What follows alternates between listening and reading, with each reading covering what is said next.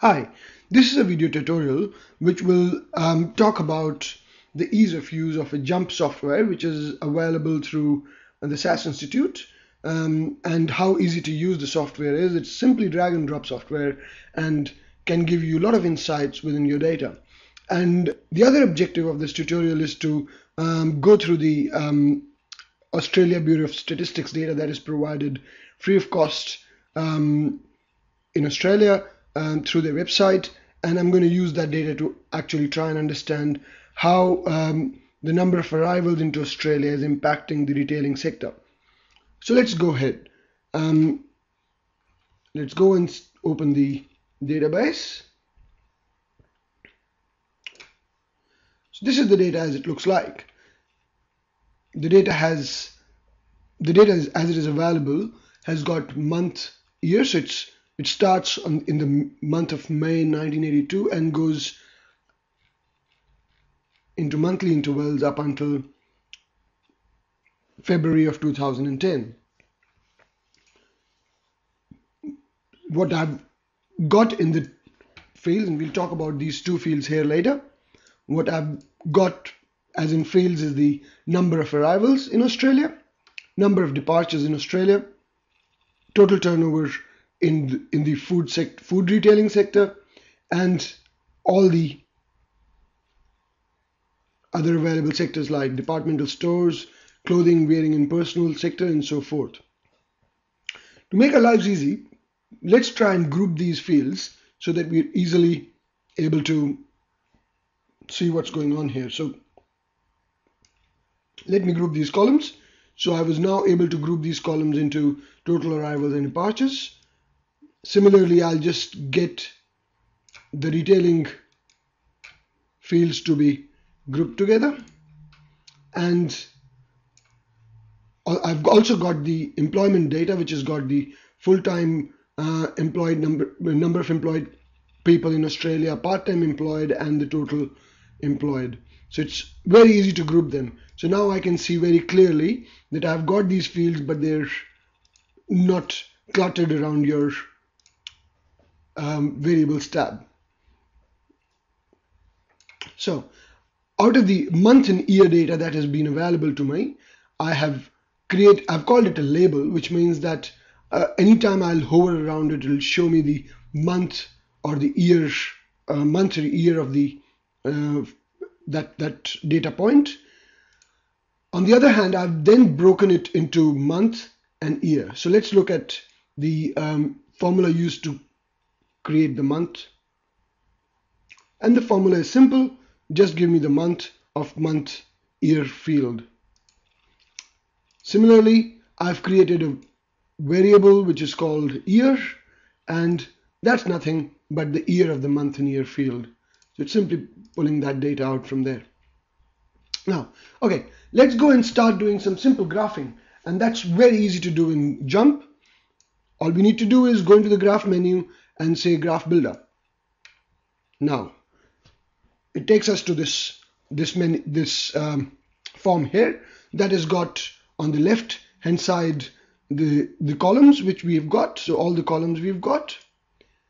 This is our graph zone where we can drop data in there and see how easy to use and easy drag and dropping it is. So all I do is just pick up one of the fields. So I picked up month, year, and it has shown me how the data is scattered. At the moment it has done nothing, but the moment I drop the number of total arrivals here, it shows me the data points for each month of the year, and it is giving me all the data points that I've got. See, as I told you, as I labeled it, so the moment I hover around any data point, it gives me the label in the terms of the month and the year. Now, that's one way of looking at it. As I said, this is a very easy to use graphing techniques we've got here. What we also can do here is do multi-dimensional graphing. Up until now, we only talk about two dimensions, a x-axis and a y-axis. But with JMP, we've got the flexibility of working around the x-axis, the y-axis, and we can then talk about, overlaying and wrapping the data around and so forth. So let's see how it goes. As we've got the data by the month here, let's try and break it yearly and see how in various groups of years it looks like. So this is a 5-yearly group which we've created here, and you can see that the 5 years, this is how the data has been moving. So from 2004 to 2010, there has been big increase in the number of people arriving in Australia. We can very simply go down here and we've got this simple graph which we can take and show to people. Now the other thing we can do is we can color code them. We can just select this part and say I want to color these guys. I'll color them to, well, I'll not color these. In fact, I'll color these ones because they've been the high ones, and say color these to red.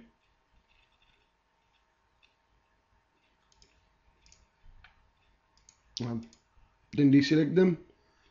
Let's go and color them black to black. Oops.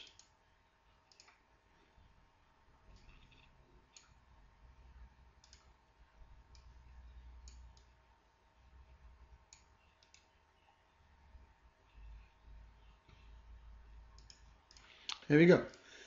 So it's a very easy to use tool. You just have to play around with it, and it can help you learn far more about the data, and you can really understand your data quite easily.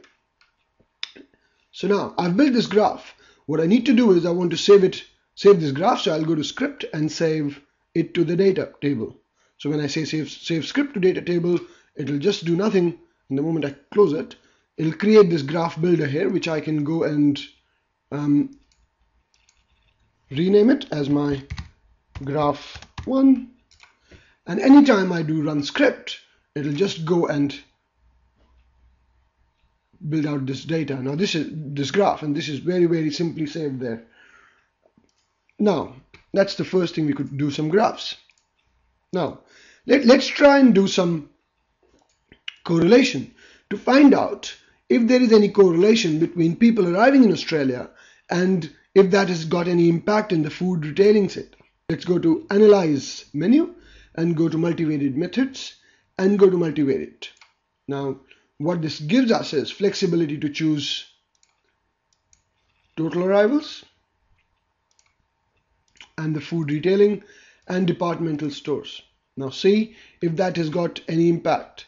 Simply the moment I do OK, here we go. It gives us a scatter plot which does scatter plotting between the total arrivals in Australia by the food retailing sector and the departmental stores. So if I look at it, there is a very strong relationship between total arrivals and the food retailing sector, though it is not very helpful or it's not very correlated to the departmental stores, which is just 0.71. So you can very clearly see that's a very basic linear relationship between the two. Now these scatter plots, you can make them look very beautiful, and this matrix can be then copied into your presentations, and you can talk to people about it. It's a very handy tool. It's very easy to use, and we'll stop this presentation now here and talk to you soon. I hope you enjoyed the video tutorial. Please feel free to leave comments on the blog, or if you want, you can email me at shalain.kumar@gmail.com.